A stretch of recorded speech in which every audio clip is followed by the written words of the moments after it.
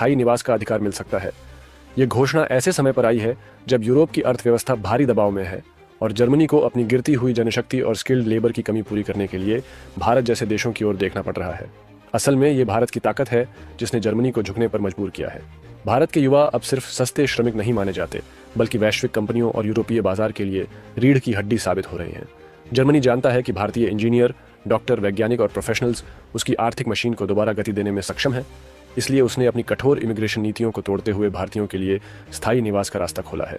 समझो, यह जर्मनी की मजबूरी है, विकल्प नहीं।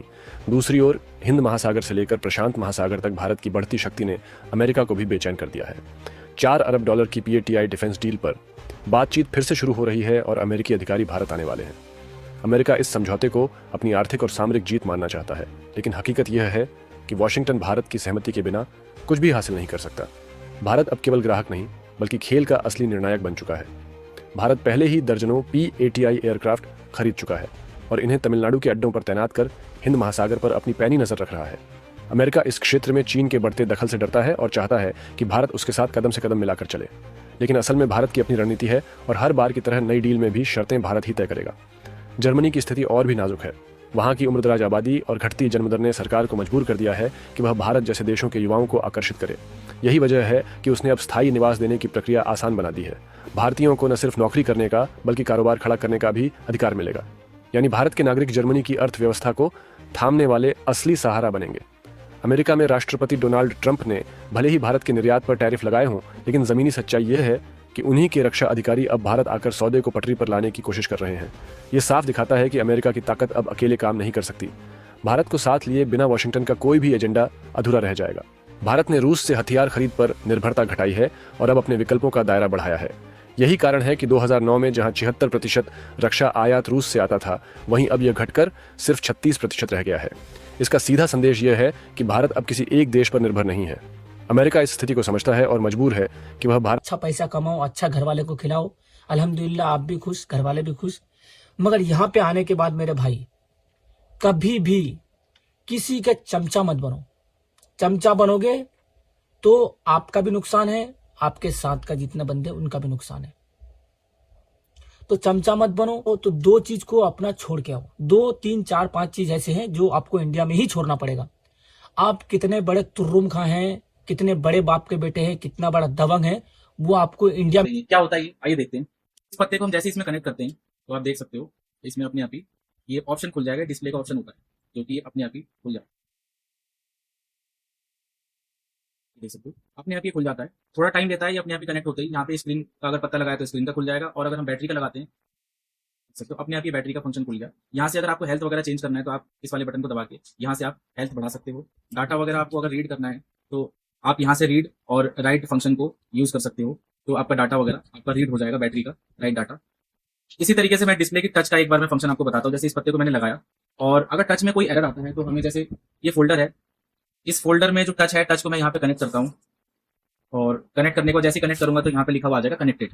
कनेक्टेड आने के बाद हमें नॉर्मली क्या करना होता है, पुराना फोल्डर का जो टच होता है उसको इस पे कनेक्ट करना है और यहाँ से रीड बटन को सिलेक्ट कर देना है। रीड बटन आप देख सकते हो यहाँ पे 3 बटन है। ये कैसे क्लिक होगा, ये वाला रीड बटन इससे क्लिक होगा, इधर वाला बटन आपका इससे क्लिक होगा, इससे फंक्शन चाहिए। तो रीड हमें क्लिक करना है, ये डाटा रीड हो रहा है। रीड होने के बाद ये डाटा यहाँ पे रीड हो चुका है। अब ये कनेक्टर हम इसको निकाल देंगे और जो नया फोल्डर होगा, जो कॉपी फोल्डर होगा, जो नया होगा, उसका टच इसमें ऐसे करके लगा देना है इस तरीके से। और जो डाटा यहाँ पे रीड हो रखा है, ये रीड हुआ डाटा आएगा यहाँ पे, आपको सीधा राइट कर देना। ये राइट कर देना है, यस बोलेगा, यस कर देना, टाइम देगा थोड़ा सा, और इसमें डाटा जो इसकी आईसी होती है इसमें ये रीड हो जाता है। ये 100% ये रीड हो चुका है, कंप्लीटेड। और इसके बाद आप इस कनेक्टर को निकालने के बाद फोन में लगाते हो तो इसमें जो टच से रिलेटेड कोई एरर आ रहा है वो गायब हो जाता है। डिस्प्ले का भी एरर हटाने का प्रोसेस सेम होता है। बस इसमें दिक्कत ये रहती है कि ये जो सॉकेट होते हैं, ये सॉकेट आपको अलग अलग मॉडल के हिसाब से आपको अलग अलग सॉकेट अलग से परचेज करना होगा। जिसमें जैसे कि आपके पास 11 है तो 11 के अलग सॉकेट आएगा, जिसमें 4-5 मॉडल हमारे कवर हो जाते हैं। इस तरीके से आप जैसी आईडी यूज कर सकते हो। वीडियो कैसी लगी मुझे हर साल आपको 3 मंथ के लिए अपनी होम कंट्री या किसी भी कंट्री में, अदर कंट्री में जाना ही होगा। इस वर्क परमिट की खासियत ये है कि इसमें कोई भी आइलेट्स नहीं चाहिए, इसमें किसी तरह की कोई रिक्वायरमेंट नहीं होगी आपके लिए।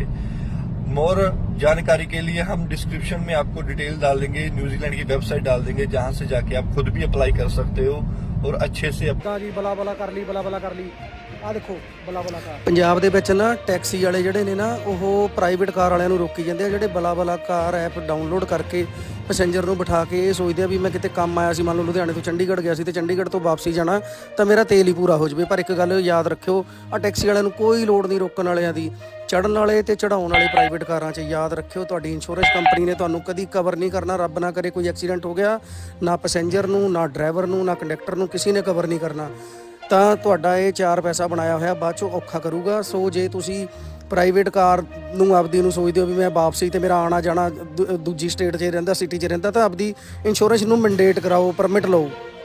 इससे आप कोई भी सैमसंग मोबाइल की फ्री फ्लैशिंग कर सकते हो, लेकिन एक चीज आपको ध्यान रखना होगा, इसकी जो फ्लैश फाइल आप डाउनलोड करोगे वो बाइनरी के अकॉर्डिंग डाउनलोड होगी। बाइनरी हम कैसे निकालते हैं, कुछ फोनों में पावर और वॉल्यूम प्लस दबा के रिकवरी मोड का ऑप्शन आ जाता है, वहां से हम बाइनरी देख सकते हैं, लेकिन कुछ फोनों में वो ऑप्शन खुलता नहीं है। उसके लिए हमें सिस्टम से केबल को कनेक्ट करना होता है और पावर और वॉल्यूम प्लस बटन दबा के और फिर उसके बाद हमें ऑप्शन लाना होता है। तो डाटा केबल लगाने के बाद वॉल्यूम पावर हमने बटन दबाया और फिर देखते हैं कि इसमें रिकवरी आता है नहीं आता।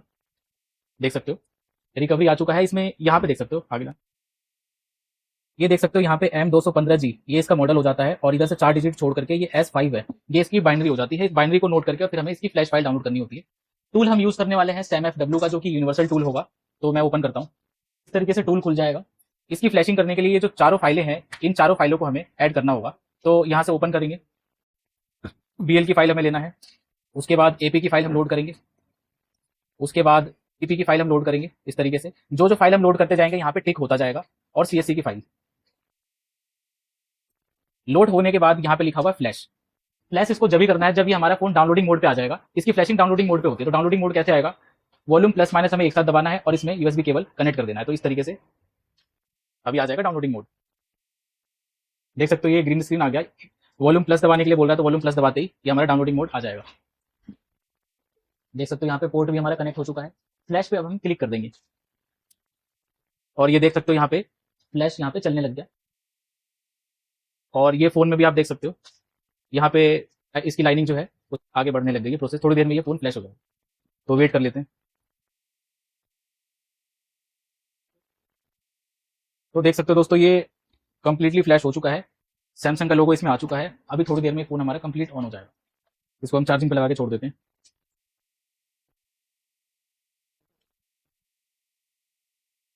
देख सकते हो दोस्तों कंप्लीट ये चालू हो चुका है, स्टार्टअप पे आ गया है। आगे बढ़ा के इसको हम स्टार्टअप पे ला सकते हैं, मेन स्क्रीन पे ला सकते हैं। तरीके से आप भी दोस्तों किसी भी सैमसंग मोबाइल की फ्लैशिंग कर सकते हो। वीडियो कैसी लगी कमेंट में जरूर बताएं। मिलते हैं नेक्स्ट वीडियो में। Thank you.